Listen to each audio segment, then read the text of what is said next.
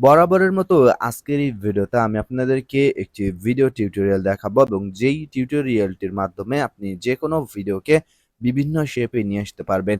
এই কাজটি আপনি ইনশট অ্যাপের মাধ্যমেই করতে পারবেন।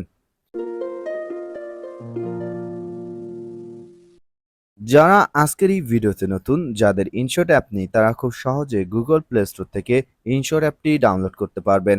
এর জন্য আপনি প্রথমত গুগল প্লে স্টোরে চলে যাবেন। প্লে স্টোরে চলে আসার পর এখানে সার্চ বারে লিখবেন ইনশট।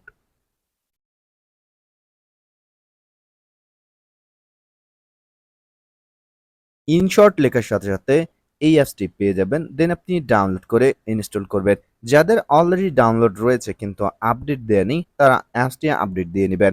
যারা আজকের এই ভিডিওতে নতুন, তাদের উদ্দেশ্যে বলছি, অলরেডি আমার চ্যানেলে ভিডিও এডিটিং, ফটো এডিটিং এবং অডিও এডিটিং নিয়ে অনেক ভিডিও টিউটোরিয়াল দেওয়া রয়েছে এবং ম্যাক্সিমাম টিউটোরিয়ালগুলো আমি তৈরি করি ইনশট অ্যাপের মাধ্যমে।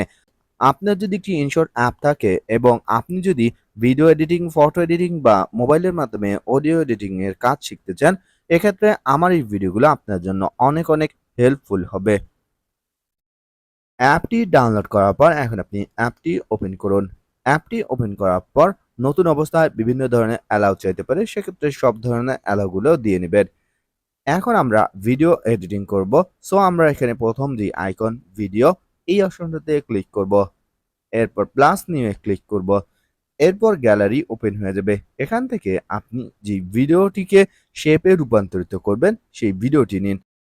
ভিডিওটি নেওয়া হয়ে গেলে এখন আপনি এখানে প্রথমত ইনশটের লোগো দেখতে পারবেন। ইনশটের এই লোগোটি উঠিয়ে দেওয়ার জন্য ইনশটের উপরে যে ক্রস আইকন দেখতে পাচ্ছেন সেই ক্রস আইকনে ক্লিক করুন। এরপর এখান থেকে ফ্রি রিমুভে ক্লিক করুন। তাহলে দেখতে পারবেন ইনশটের লোগোটি চলে যাবে। দেখতে পাচ্ছেন ইনশটের লোগোটি চলে গিয়েছে। এখন আপনি প্রথমত ভিডিওর সাইজ নির্ধারণ করবেন। আপনি ভিডিওটি কোন ফ্রেমে তৈরি করবেন, এর জন্য এখানে প্রথম যে অপশন ক্যানভাস, এই অপশনটিতে ক্লিক করবেন। এরপর এখান থেকে অনেকগুলো সাইজ দেওয়া রয়েছে, সেখান থেকে আপনি আপনার পছন্দ অনুযায়ী নির্বাচন করবেন। যেহেতু ইউটিউবের স্ট্যান্ডার্ড সাইজ 16:9, সো আমি এটি নিচ্ছি। এরপর টিকমার্ক অপশনে ক্লিক করতে হবে। এখন আমরা ভিডিওটিকে শেপে রূপান্তরিত করব।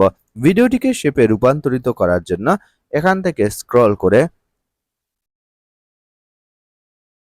মার্কস অপশনে ক্লিক করব। মার্কস অপশনে ক্লিক করলে এখানে অনেকগুলো শেপ দেখতে পাচ্ছেন।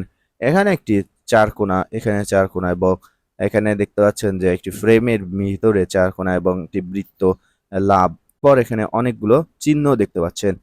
আপনি যেই চিহ্নেতে ভিডিওটিকে